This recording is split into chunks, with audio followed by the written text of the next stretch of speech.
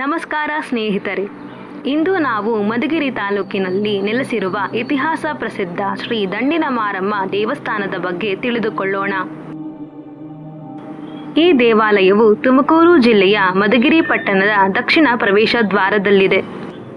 ಶ್ರೀ ದಂಡಿನ ಮಾರಮ್ಮ ದೇವಿಯನ್ನು ಈ ಭಾಗದ ರಕ್ಷಣಾ ದೇವತೆ ಅಥವಾ ಗ್ರಾಮ ದೇವತೆ ಎಂದು ಆರಾಧಿಸಲಾಗುತ್ತದೆ. ದಂಡು ಎಂದರೆ ಸೈನ್ಯ ಎಂದರ್ಥ. ಯುದ್ಧದ ಸಮಯದಲ್ಲಿ ಸೈನ್ಯದೊಂದಿಗೆ ಬಂದು ನೆಲೆಸಿದ ದೇವತೆಯಾದ್ದರಿಂದ ಈಕೆಗೆ ದಂಡಿನ ಮಾರಮ್ಮ ಎಂಬ ಹೆಸರು ಬಂದಿದೆ ಎಂದು ನಂಬಲಾಗಿದೆ. ಈ ದೇವಾಲಯವನ್ನು ಸುಮಾರು 1530ರಲ್ಲಿ ಬಿಜ್ಜಾವರದ ಆಡಳಿತಗಾರರಾದ ಚಿಕ್ಕಪ್ಪ ಗೌಡರು ನಿರ್ಮಿಸಿದರು. ವಿಜಯನಗರದ ರಾಜಗುರುಗಳಾದ ವ್ಯಾಸರಾಯರ ಸಮ್ಮುಖದಲ್ಲಿ ದೇವಿಯ ಪ್ರತಿಷ್ಠಾಪನೆ ನಡೆಯಿತು ಎನ್ನಲಾಗುತ್ತದೆ.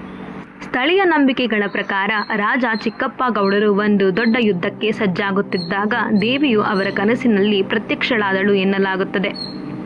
ದೇವಿಯು ರಾಜನಿಗೆ ತಾನು ಈ ಭಾಗದಲ್ಲಿ ನೆಲೆಸಲು ಇಚ್ಛಿಸಿರುವುದಾಗಿ ತಿಳಿಸಿ ತನ್ನನ್ನು ಪ್ರತಿಷ್ಠಾಪಿಸಿ ಪೂಜಿಸುವಂತೆ ಸೂಚಿಸಿದಳು. ನನ್ನನ್ನು ಪೂಜಿಸಿ ಯುದ್ಧಕ್ಕೆ ತೆರಳು, ನಿನಗೆ ಖಂಡಿತ ಜಯ ಸಿಗುತ್ತದೆ ಎಂದು ದೇವಿಯು ಅಭಯ ನೀಡಿದಳು ಎಂದು ಇತಿಹಾಸ ಹೇಳುತ್ತದೆ.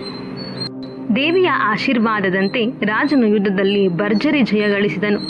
ತನ್ನ ಭರವಸೆಯಂತೆ ರಾಜನು 1530ರಲ್ಲಿ ಮಧುಗಿರಿಯ ದಕ್ಷಿಣ ದ್ವಾರದಲ್ಲಿ ಈ ಭವ್ಯ ದೇವಸ್ಥಾನವನ್ನು ನಿರ್ಮಿಸಿದನು.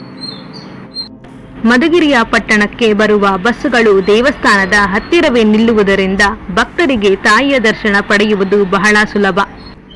ಬೆಂಗಳೂರು ಅಥವಾ ತುಮಕೂರು ಕಡೆಯಿಂದ ಬರುವಾಗ ಪಟ್ಟಣದ ಆರಂಭದಲ್ಲಿಯೇ ಈ ದೇವಾಲಯ ನಮಗೆ ಸಿಗುತ್ತದೆ.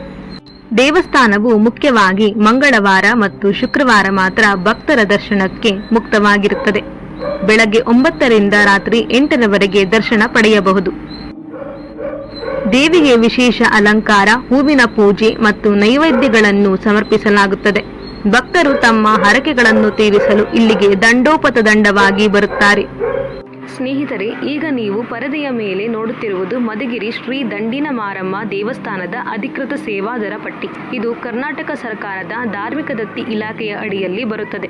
ಮುಖ್ಯವಾಗಿ ಗಮನಿಸಬೇಕಾದ ಅಂಶವೇನೆಂದರೆ, ನೀವು ಯಾವುದೇ ಸೇವೆ ಅಥವಾ ಅರ್ಚನೆ ಮಾಡಿಸಲು ಮೊದಲು ಕಡ್ಡಾಯವಾಗಿ ಕೌಂಟರ್ನಲ್ಲಿ ಹಣ ಪಾವತಿಸಿ ರಸೀದಿ ಪಡೆಯಬೇಕು. ಈ ರಸೀದಿಯನ್ನು ತೋರಿಸಿಯೇ ನೀವು ದೇವಸ್ಥಾನದ ಒಳಗೆ ಪೂಜೆ ಮಾಡಿಸಬೇಕಾಗುತ್ತದೆ. ದೇವಸ್ಥಾನದ ಆವರಣದಲ್ಲಿ ನಿಗದಿಪಡಿಸಿದ ಜಾಗದಲ್ಲಿ ತೆಂಗಿನಕಾಯಿಯನ್ನು ಒಡೆಯಬೇಕು. ನಂತರ ಸಾಲಿನಲ್ಲಿ ನಿಂತು ದೇವಸ್ಥಾನದ ಒಳಗೆ ಪ್ರವೇಶಿಸಬೇಕು. ಅರ್ಚಕರು ದೇವಿಗೆ ಮಂಗಳಾರತಿ ಮಾಡುವಾಗ ಭಕ್ತಿಯಿಂದ ಪ್ರಾರ್ಥಿಸಿ ಆರತಿ ಮುಗಿದ ನಂತರ ಅರ್ಚಕರು ನೀಡುವ ಪವಿತ್ರ ಕುಂಕುಮ ಮತ್ತು ಹೂವನ್ನು ಭಕ್ತಿಯಿಂದ ಸ್ವೀಕರಿಸಿ. ಗರ್ಭಗುಡಿಯ ಒಳಗೆ ಪೂಜೆ ಮುಗಿದ ಮೇಲೆ ಆರತಿ ಬಟ್ಟಲನ್ನು ತಲೆಯ ಮೇಲೆ ಇಟ್ಟುಕೊಂಡು ದೇವಸ್ಥಾನದ ಒಳಾಂಗದಲ್ಲಿ 3 ಬಾರಿ ಪ್ರದಕ್ಷಿಣೆ ಹಾಕಬೇಕು. ಇದು ಇಲ್ಲಿನ ಒಂದು ವಿಶೇಷ ಸಂಪ್ರದಾಯ.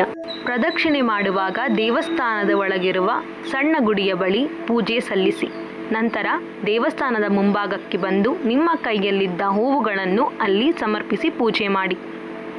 ಕೊನೆಯದಾಗಿ ಅಲ್ಲಿರುವ ಹೋಮದ ಕುಂಡಕ್ಕೆ ಭಕ್ತಿಯಿಂದ ನಮಸ್ಕರಿಸಿ ಪೂಜೆ ಸಲ್ಲಿಸಬೇಕು.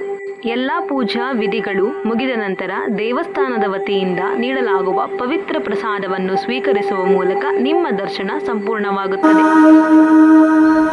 ಮಧುಗಿರಿ ದಂಡಿನ ಮಾರಮ್ಮನ ಜಾತ್ರೆಯು ಅತ್ಯಂತ ವಿಜೃಂಭಣೆಯಿಂದ ನಡೆಯುತ್ತದೆ. ಈ ಜಾತ್ರಾ ಮಹೋತ್ಸವವು ಸರಿಸುಮಾರು 11 ದಿನಗಳ ಕಾಲ ವೈವಿಧ್ಯಮಯ ಧಾರ್ಮಿಕ ಕಾರ್ಯಕ್ರಮಗಳೊಂದಿಗೆ ನಡೆಯುತ್ತದೆ. ಜಾತ್ರೆಯ ಪ್ರಮುಖ ಆಕರ್ಷಣೆ ಎಂದರೆ ಅಗ್ನಿಕುಂಡ ಆಯುವ ಕಾರ್ಯಕ್ರಮ. ಭಕ್ತರು ಭಕ್ತಿಯಿಂದ ಅಗ್ನಿಕುಂಡವನ್ನು ಆಯ್ದು ತಮ್ಮ ಹರಕೆ ತೀರಿಸುತ್ತಾರೆ. ಇದರೊಂದಿಗೆ ಎತ್ತುಗಳ ಪ್ರದರ್ಶನ ಮತ್ತು ತೇಪೋತ್ಸವ ಕೂಡ ಇಲ್ಲಿನ ವಿಶೇಷ.